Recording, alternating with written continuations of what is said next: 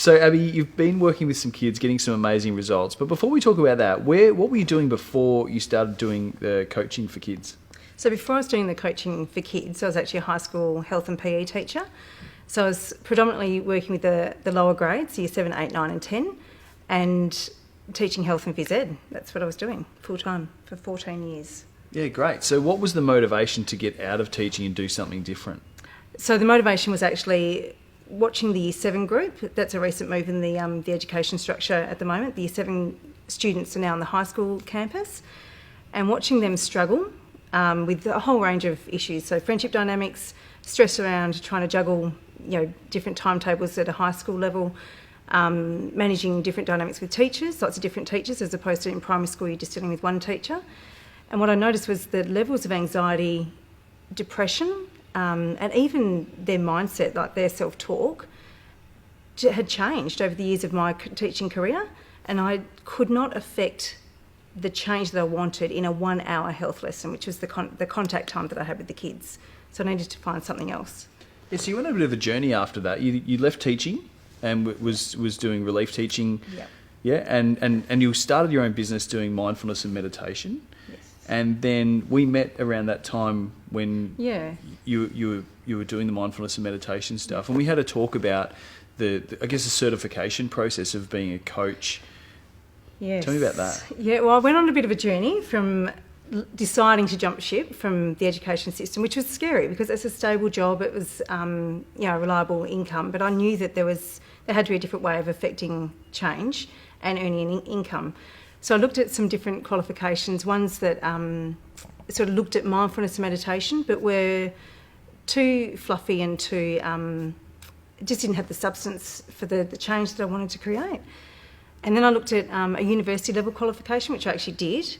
But it's the same thing. It gave me some really good questioning techniques and the ability to really listen to a client. But again, I was missing that link of how to affect change, and permanent change, not just change. Like, I wanted to be able to help these kids see things from a different perspective and a different lens. Yeah, so the actual tools and techniques that create the change. That was the bit that was missing. Yeah. Yeah. And then, so what about when it came to the tools and techniques when you had them? I know that when you first started learning them, you were probably, questioning the techniques. You wanted to see them work, and I was the same. So what about the once you did the course and you started working with kids, what were some of the results that convinced you that this stuff is the tools and techniques work? Yeah, and you're so right, because I think I'd been through the ringer a little bit searching for the bit that was missing. So I was, when I came across the techniques, I was questioning every single step of the way, because I actually wanted to see, does this actually work? And I know for me, I wanted to see it for myself and try it out when I was learning it. And I knew that it had actually created change for me and with my kids and my husband, and some of the patterns of behaviour that I know, I didn't even realise at the time, but were affecting things that I was getting across within my own family life. But then actually doing it with the kids, like actually doing it with kids as young as 4 or 5 years old, right up to in their late teens, it was incredible. Like, I actually still, after I saw it work, I was still going, did that actually work? And the more consistently I did it, this stuff works. Like, it actually works with the conscious and unconscious mind, creating change for a person permanently. It was really cool. Yeah, and I think that's the hard thing. I struggled with that a little bit when I first learnt the techniques as well, because you've got these techniques that you're talking 5 to 10 minutes, and you're making a significant change in somebody's life. Yep. So for me, that was challenging. I had to overcome that first. I know that you went on that journey, which we both enjoyed. I think it was quite... Oh, yeah, I know. Question it all the time. But it was great because I'd been on that journey and I knew where you were at from a thought point of view. So when you were on that journey of wanting to be convinced, what are some of the results that you've seen with kids? And I know you've had some really big ones. What are the results that you've seen with kids where you go, okay, this stuff's for real? So generally, some of the examples that I've come across. So things like, pain. Like, that's a big one. Like, where a child has come to me with significant abdominal pain, and it was interesting unpacking that. And actually, the simple technique, it was in the first 2 sessions. It was just gone for this child. And this had been a journey for the parents, where they'd had 2 terms off, where they'd had to bring the child home to home educate. And it was one simple technique with the parents, so it's a whole, approach. But with the one simple technique, the pain was gone. The child was back at school term 4, the teachers couldn't believe it. Everyone was so excited to see this child come back and, I suppose, reclaim his life. He hadn't had it for and so the long. doctors couldn't believe it either, right? Because the doctors, No. they got to a point where they had no idea what else to Yeah. try. They'd tried every single test. Yes. And they got to a point where they said, well, maybe try hypnotherapy, and that's where they come Ended across up. you. And they've been, so not just doctors, it was specialists. And I think it was, in the end, it was a specialist. They said, I think you should go and try hypnotherapy and see what happens. And that's the modality that works best for kids, I've found, is the hypnotherapy. That was the biggest impact. Yeah. So that's one for sure. So, Abbey, you're in our diploma program, which means that we're going through the hypnotherapy, Yep. timeline therapy, master practitioner in both of those, as well as NLP and NLP coaching, and then the advanced hypnotherapy, which gives you the diploma and the provider number. Why is that important to you? I think in my journey from teaching, which was a really, going from an institution or a very formal style of a job, I was searching for something that would give me that recognition and that, I suppose, that accreditation. And a lot of the things I was looking for and had completed in my journey to finding this diploma weren't recognised at the level that I wanted them to be. So to have a diploma available that will be recognised by Medicare, which is the provider number, is huge to me. To be able to have that professionalism in the service that I'm providing, because up until now, I think the reputation of some of the mindfulness and meditation that I had been using now with the hypnotherapy and the NLP, I think sometimes people are not 100% sure what they are. And I think to have it recognised at an Australian level that these things work and these things are, I suppose, worthy of being recognised is huge. And it was a game changer in my decision to enrol in this diploma. Yeah. And then so when you talk about the types of clients that you work with, like who do you work with? Who's your client? So because of my background in teaching, I stuck to the niche groups that I know best, which is the children and the teens. But as I've been going along, it has actually expanded because I'm working with the parents, because often I'll be working with a child and then the parent will go, oh, hang on, that's actually brought up something for me. I need to address that or work on that. So I've got a whole range. I'm literally working from kids as young as 4 right through to, I think the oldest client I've had is 70. So it's a whole range. But the kids stuff is where I started and had some incredible results across the board. It doesn't matter who it is. Yeah. And I think one of the most amazing things has been to watch that journey of where you started when we first spoke. You said you just wanted a job that you could work school hours. Oh, yeah. That, that you didn't have to, go to schools after school because you got kids yourself, and you wanted something that was flexible that could work with you. Tell me about where is that at right now?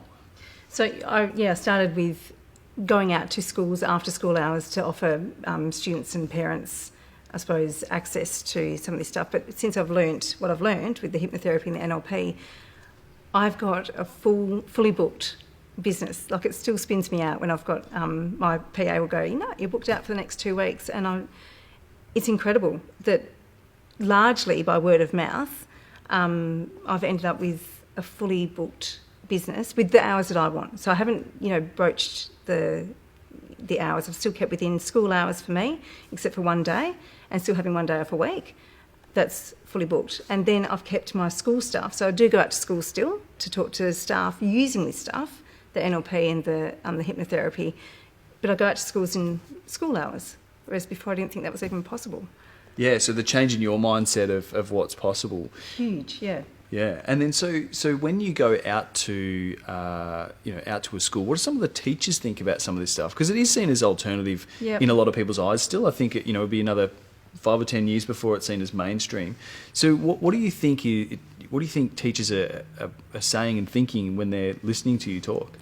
It's hilarious because what they're saying is the predominant is, why aren't we being taught this at a university level? Why aren't we being shown this when we're coming through to help kids? Because some of the techniques are so practical and so quick and effective that you could do them in a classroom with 30 kids and have a huge impact on the way the kids learn, the way the kids retain information, or even understanding how is a child learning.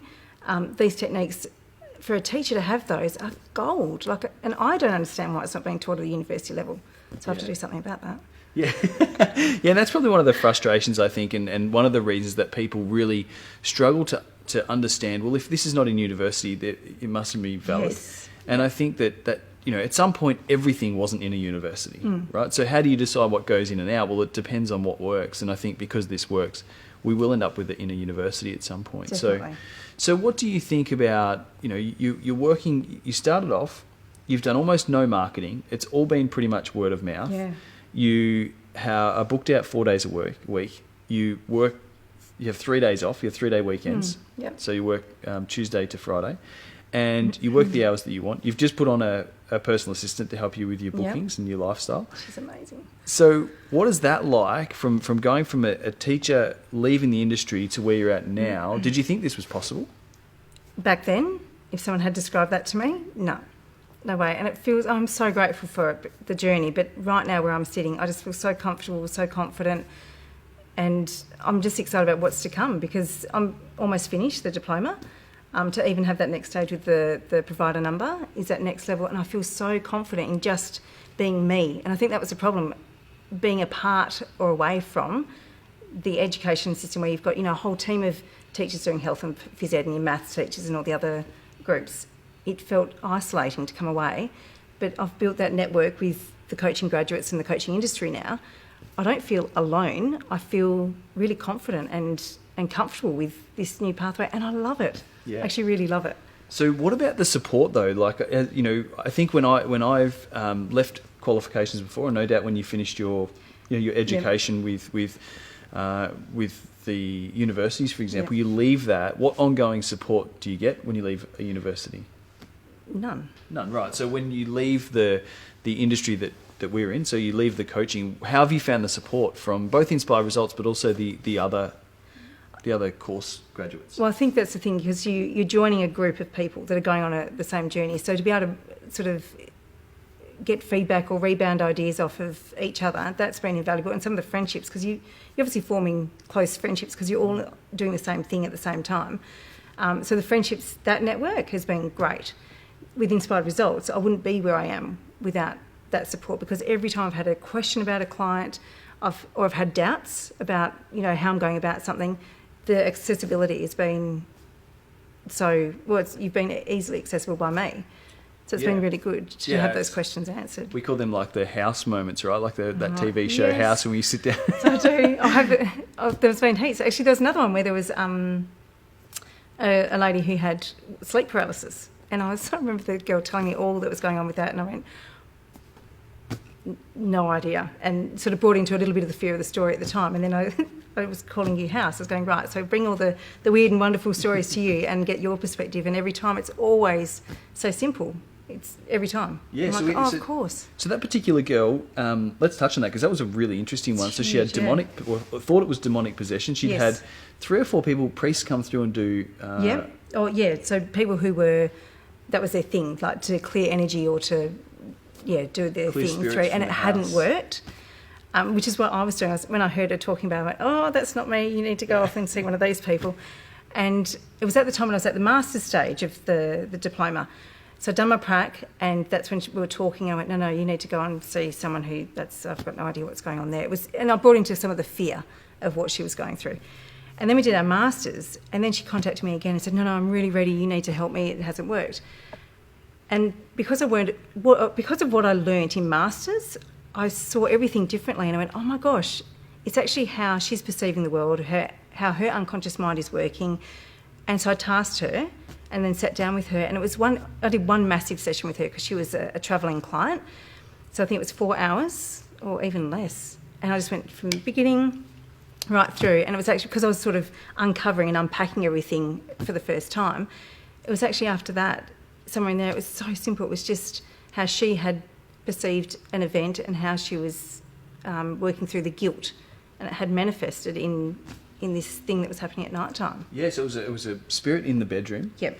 She would wake up with sleep paralysis and voices, so she would not be able to physically move her body. No.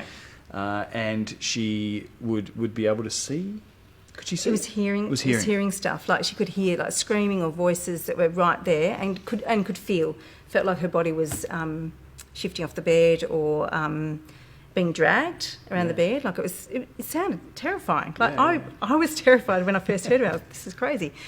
But when we went through it, and it was actually through with hypnotherapy, I actually got her unconscious mind to agree that I asked, is it okay if we get rid of this? And her unconscious mind agreed.